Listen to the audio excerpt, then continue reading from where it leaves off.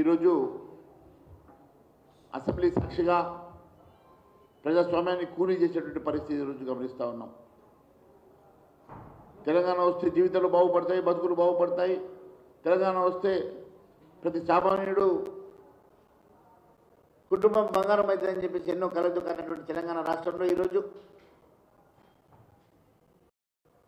అసెంబ్లీని అపహాస్యం చేస్తూ కనీసం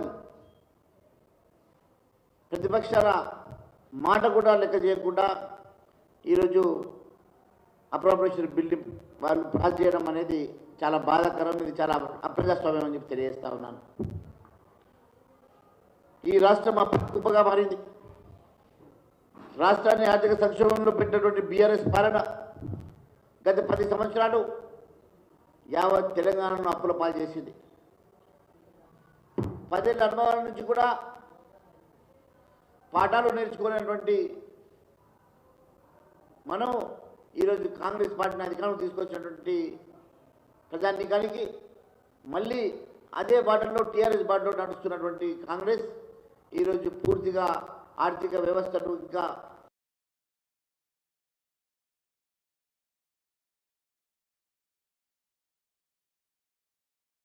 లక్షల పైచీలకు అప్పు చేసి కనీసం ఏ అభివృద్ధి చేయనటువంటి బీఆర్ఎస్ బాటలో మళ్ళీ ఈ సంవత్సరం 62,62,000 కోట్ల రూపాయలు అప్పు తీసుకొస్తారని చెప్పి చెప్తున్నటువంటి కాంగ్రెస్ పాలన పూర్తిగా బీఆర్ఎస్ బాటలో నడుస్తున్నట్టుగా కనపడతా ఉన్నది.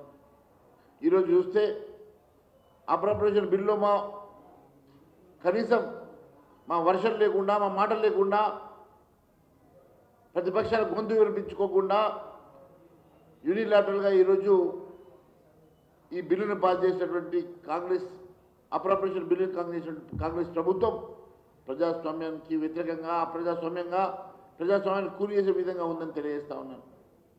ఈరోజు వీరిద్దరి మధ్యలో ఒక జగన్ నాటకం. ఈరోజు ముందే మాట్లాడుకున్నట్టుగా ఒక అప్రోప్రియేషన్ బిల్లుకి 3 గంటల సమయాన్ని ఇచ్చి బీఆర్ఎస్కి 3 గంటల సమయాన్ని ఇచ్చి మళ్ళీ ఇంటర్వెన్షన్ చేసి కాంట్రవర్సీ క్రియేట్ చేసి ఈరోజు సభ వాయిదా వేసి ఎవరి వర్షం లేకుండా ఈరోజు మరి అప్రోప్రియేషన్ బిల్లుని వాళ్ళు అప్రూవ్ చేసుకుంటారంటే కేవలం భారతీయ జనతా పార్టీ గొంతు నొక్కడానికి అని చెప్పి తెలియజేస్తా ఉన్నాను. భారతీయ జనతా పార్టీ ఈరోజు ఎంపీ ఎలక్షన్లో ఈ ప్రభుత్వానికి సమానంగా 8 సీట్లు గెలిచేసరికి ప్రధాన ప్రతిపక్షంగా ఎదుగుతున్నటువంటి భారతీయ జనతా పార్టీని అణచివేయాలని లేని టీఆర్ఎస్ పార్టీని ఎలివేట్ చేసే క్రమంలో చేసుకున్నటువంటి ఒక జగన్ నాటకం అని తెలియజేస్తా ఉన్నాను. వారు ముందే మాట్లాడుకొని వారికి 3 గంటల సమయాన్ని ఇచ్చి ఆ 3 గంటల సమయంలో వారు మాట్లాడిన తర్వాత కావాలని చెప్పేసి ఇంటర్వెన్షన్ చేసి కాంట్రవర్సీ చేసి ఈరోజు సభను వాయిదా వేసి చివరకు అప్రోప్రియేషన్ బిల్లు మా వర్షం లేకుండానే మా మాటలు లేకుండానే భారతీయ జనతా పార్టీ గొంతు ప్రజానీకానికి వినిపించకుండానే భారతీయ జనతా పార్టీ గొంతు నొక్కేసి ఈరోజు అప్రజాస్వామ్యంగా అప్రోప్రియేట్ బిల్లుని ఈరోజు పాస్ చేసిన పద్ధతి చూస్తే ఇది కేవలం కాంగ్రెస్ టీఆర్ఎస్ కలిసి చేస్తున్నటువంటి ఒక నాటకంలో భాగమే.